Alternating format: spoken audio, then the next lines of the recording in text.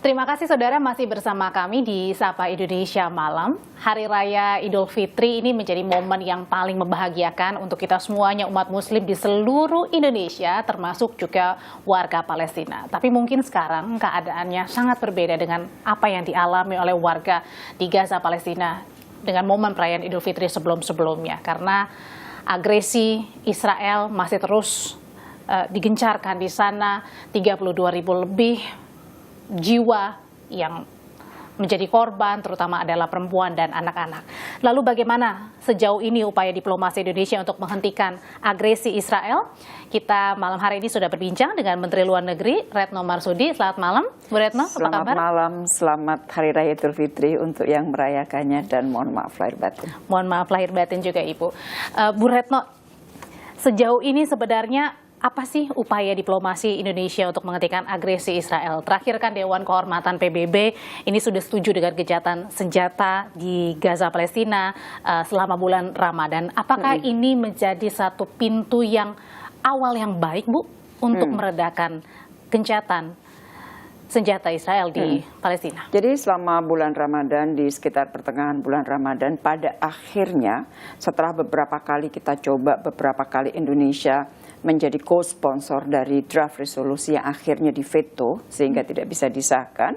Pada akhirnya di bulan Ramadan kemarin ini sebuah resolusi 2728 tahun 2024 dapat disahkan oleh Dewan Keamanan PBB.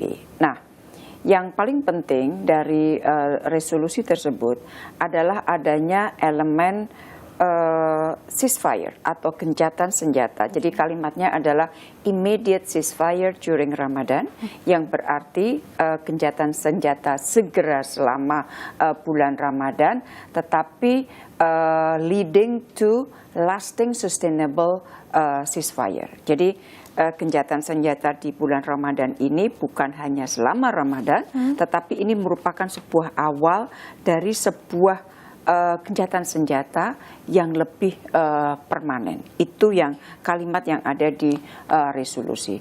Selain itu ada pelepasan hostages, kemudian ada perlindungan terhadap warga sipil, dan juga ada elemen mengenai bantuan kemanusiaan. Jadi bantuan kemanusiaan ini juga menjadi masalah yang besar.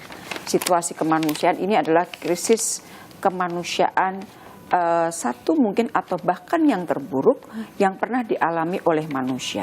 Tetapi di satu sisi negara-negara banyak sekali yang ingin memberikan bantuan, termasuk Indonesia, tetapi penyalurannya mengalami hambatan dan dihambat. High intention dihambat oleh Israel. Oleh karena itu mengenai bantuan kemanusiaan ini juga disebutkan di dalam resolusi 2728. Nah, tadi disebutkan apakah resolusi 2728 ini merupakan sebuah pintu masuk baru bagi harapan bahwa situasi akan membaik atau tidak. Sangat tergantung pada implementasinya. Karena kita lihat bahwa di Dewan Keamanan PBB banyak sekali resolusi-resolusi yang sudah menyebut mengenai Palestina, mengenai perdamaian, mengenai negosiasi, mengenai two-state solution, mengenai ilegalitas apa yang dilakukan oleh Israel. Tetapi lihat apa yang terjadi saat ini. Israel terus melakukan agresi, banyak sekali melakukan pelanggaran-pelanggaran hukum internasional, dan kok nggak pernah ada sanksi untuk Israel. Artinya praktiknya itu? Iya, implementasinya. Okay. Makanya pada saat draft tersebut akhirnya disahkan, jadi pada saat draft, walaupun kita sedang tidak menjadi anggota Dewan Keamanan, tetapi saya terus melakukan komunikasi dengan dubes kita di New York juga melakukan komunikasi dengan kolega-koleganya yang ada di Dewan Keamanan.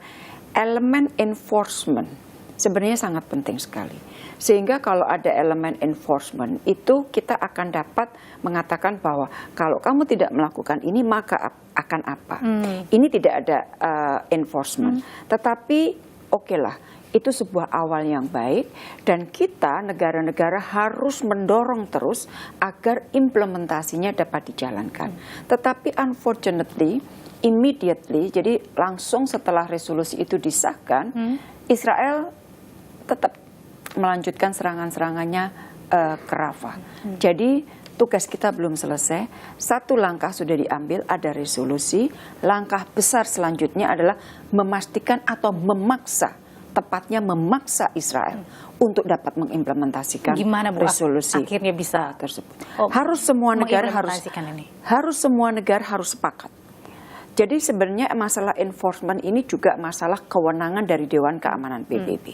Tetapi kita tahu di dalam Dewan Keamanan PBB, resolusi yang pada saat itu ingin menyebut masalah ceasefire saja sudah diveto. Apalagi mengenai enforcement. Jadi sekali lagi, pressure internasional harus terus dilakukan, termasuk kepada semua negara anggota Dewan Keamanan PBB, agar memastikan resolusi yang sudah dihasilkan itu dapat diimplementasikan. Karena itu tugas mereka. Menjaga perdamaian adalah tugas dari Dewan Keamanan PBB dan tidak boleh ada satupun negara yang berada di atas hukum internasional. Termasuk dengan perubahan sikap yang dirasakan untuk Amerika, termasuk juga dengan Eropa, apakah itu tidak? Kita sangat berharap terhadap Amerika Serikat. Jadi Indonesia kan kita tahu ya bahwa kita adalah satu dari mungkin tidak banyak negara yang dalam membela Palestina itu ada di depan dan konsisten. Ada negara yang di depan mundur. Tetapi Indonesia di depan dan kita konsisten. Oleh karena itu saya menjalin komunikasi dengan semua orang. Termasuk selama Ramadan di Seoul, saya juga bertemu sebentar dengan Secretary Blinken Amerika Serikat, dan kita sempat membahas sedikit mengenai masalah Palestina. Waktu pertemuan G20 di Rio de Janeiro, saya juga bertemu khusus membahas masalah Palestina. Jadi intinya kepada Amerika Serikat kita terus sampaikan, please do more, please do more.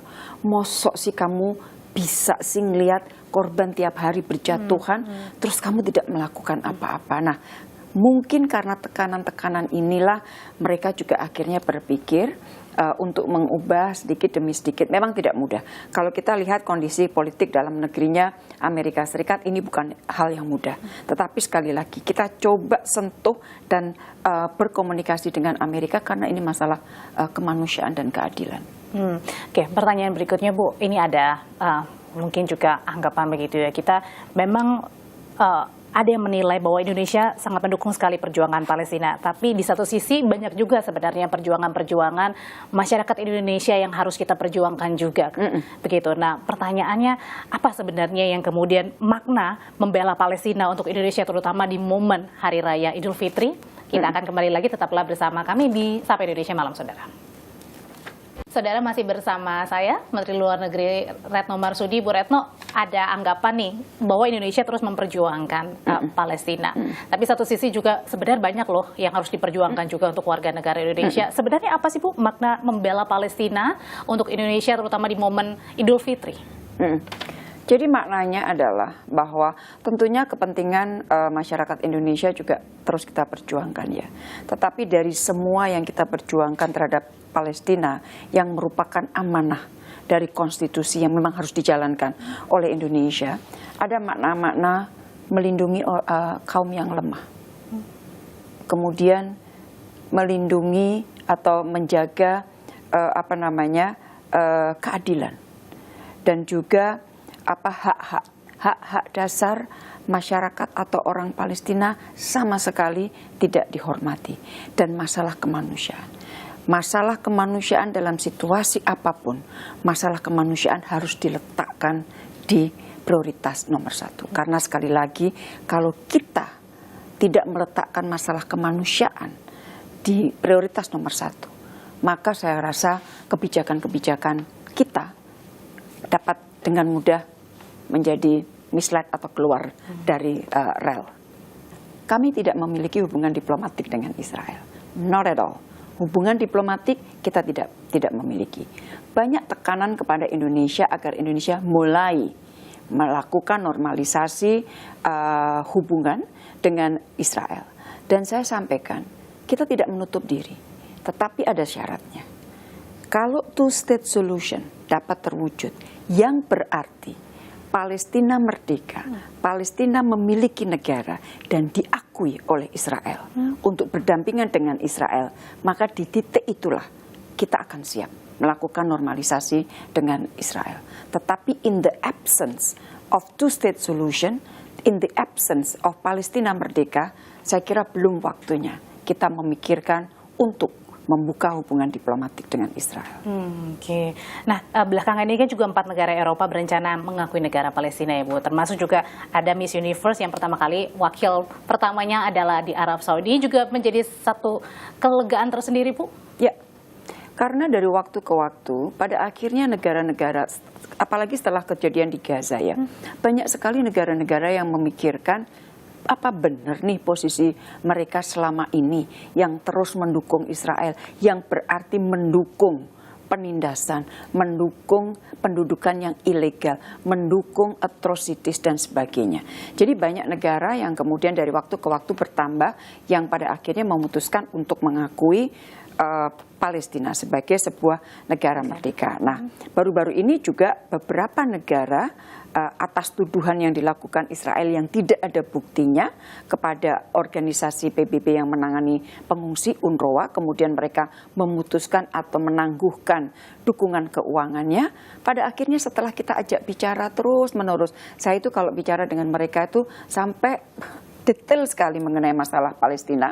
Pada akhirnya baru-baru ini selama Ramadan juga beberapa negara sudah kemudian memberikan dukungan keuangan kembali kepada UNRWA, yaitu organisasi yang menangani pengungsi Palestina. Jadi memang memerlukan waktu, memerlukan kesabaran, tapi sekali lagi kalau Anda punya hati, saya pikir Anda akan bergerak menolong Palestina. Terakhir Bu Retno, yakin bahwa suatu saat akan ada sanksi bagi Israel terhadap apa yang dilakukannya? Kita tidak tahu. Kalau yakin atau tidak, saya tidak tahu. Tetapi kita akan mencoba terus. Yang jelas adalah, sekali lagi, keadilan. Dan kita bicara mengenai multilateralisme, negara-negara besar itu, terutama negara-negara barat, sering sekali mendikte kita atau menyampaikan kepada kita pentingnya dihormatinya hak asasi manusia dan sebagainya dan sebagainya. Kita cuma pengen tanya kembali, untuk Palestina itu berlaku nggak? Berlakukan dong juga untuk Palestina. Jadi kita ingin fairness, kita ingin keadilan, karena sekali lagi nilai manusia sama. Siapapun mereka wajib dan patut untuk dihormati. Tanpa terkecuali ya Bu ya? Tanpa terkecuali. Satu lagi Bu, pertanyaan yang paling akhir Bu Retno. Saya lihat beberapa belakangan juga Ibu akan melakukan yang namanya bantuan berupa udara ya Bu ya. Nah itu seperti apa Bu bantuannya dan apa itu?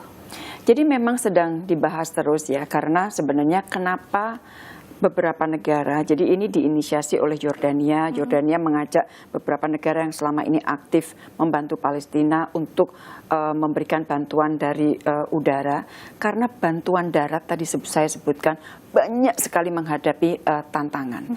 Bantuan melalui udara tidak tidak yang terbaik, tetapi itu adalah the least that we can do.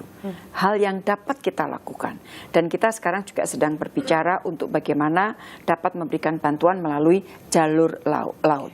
Intinya, kita akan berusaha sedapat mungkin mencari jalan untuk membantu bangsa Palestina, terutama yang saat ini ada di Gaza. Jadi bantuan dari udara ini sedang terus dipersiapkan dan kita berkoordinasi dengan Yordania. Baik. Menteri Luar Negeri Retno Marsudi, terima kasih sudah berbagi pandangan di Sapa Indonesia Malam. Tetaplah bersama kami saudara di Sapa Indonesia Malam, kami akan segera kembali. Terima kasih Bu Retno. Terima kasih.